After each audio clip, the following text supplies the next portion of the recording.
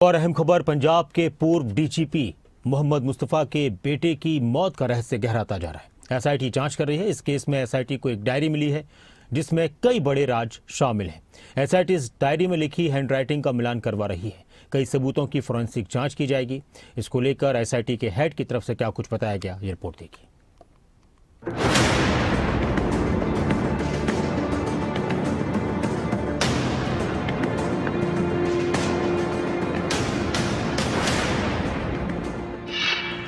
पंजाब के पूर्व डीजीपी के बेटे की मौत मिस्ट्री। अकील की डायरी में कौन से हैं बड़े राज? कहां है अकील का वो मोबाइल जिससे बनी वो वीडियो? पंजाब के पूर्व डीजीपी मोहम्मद मुस्तफा के 35 साल के बेटे अकील अख्तर की मौत के मामले ने बड़ा मोड़ लिया है। एसआईटी जांच में अकील की डायरी मिली है जिसमें काफी कुछ हो सकता है। पूर्व डीजीपी मोहम्मद मुस्तफा के बेटे की मौत की गुत्थी सुलझाने में लगी एसआईटी उनके माता मनसा देवी स्थित निवास पर पहुंची। कई घंटे का सर्च अभियान चला और कई अहम सबूत जुटाए गए। अकील अख्तर की डायरी एसआईटी को मिली है। कुछ पुराने मोबाइल मिले हैं। सीन ऑफ क्राइम से कई संदिग्ध चीजें पुलिस को मिली। एसआईटी ने सभी सबूतों को फोरेंसिक जांच के लिए भेजा है।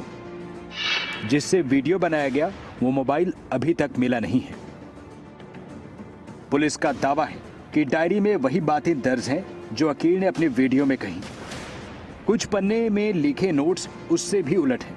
इस मामले की जांच कर रही एसआईटी के प्रमुख एसीपी विक्रम नेहरा ने बताया कि डायरी की फोरेंसिक जांच कराई जाएगी। अकील की हैंडराइटिंग का मिलान होगा ताकि तय हो सके कि लिखावट उसी की है या किसी और ने उसमें कुछ जोड़ा है। पुलिस को अकील के कमरे से ऐसी वस्तुएं मिली हैं जिन पर ड्रग्स कनेक्शन का शक जताया जा रहा है। आगे जो सीन ऑफ क्राइम का हमें इंस्पेक्शन करना था वो हमने किया है और उसमें कुछ इम्पोर्टेंट चीज़ें इस केस से जुड़ी हुई हमें मिली हैं। उनको पुलिस पोजीशन में लिया गया है। उनको फोरेंसिक जांच के लिए हम भेजेंगे और उसमें उसका हम अध्ययन करवाएंगे जो भी, ताकि जांच में सहयोग मिल सके। काफ़ी सारी चीज़ें हैं, वो सारी तो डिस्क्लोज नहीं की जा सकती, लेकिन कुछ चीज़ें डाउट संदिग्ध हैं जो हो सकता है, हमें लगता है कि वो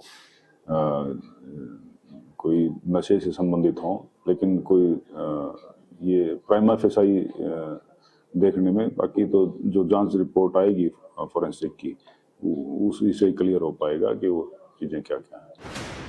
एसआईटी टीम और फोरेंसिक्स एक्सपर्ट्स अब उन चीजों की वैज्ञानिक जांच करा रहे हैं। पुलिस के मुताबिक अकील का मोबाइल फोन और कुछ अन्य इलेक्ट्रॉनिक डिवाइस अभी तक बरामद नहीं है, जिसमें जांच का बड़ा सुराग मिल सकता है। अकील की डायरी उसके परिवार ने पुलिस को सौंपी। डायरी की लिखावट और उसमें दर्ज बातों ने एसआईटी को उलझा दिया है।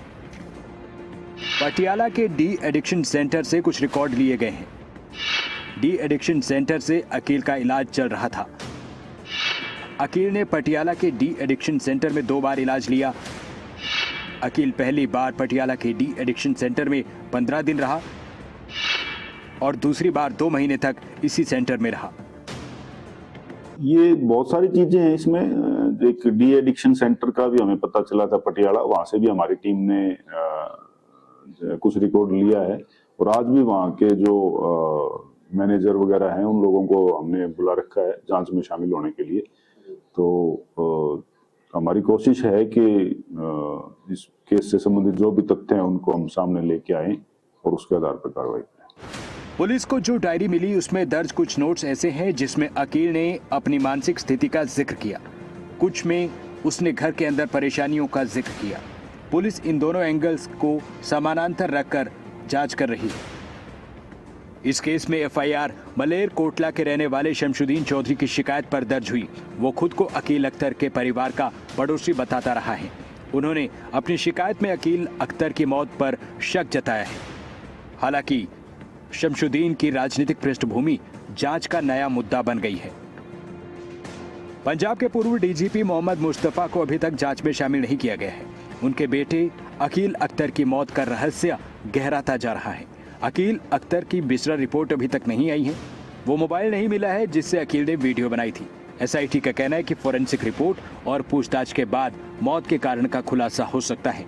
अभी तक केस में कई महत्वपूर्ण दस्तावेज और सबूत जुटाए जा रहे हैं। पंचकुला से तारा ठाकुर के साथ ब्यूरो रिपोर्ट, खबरें अभी तक।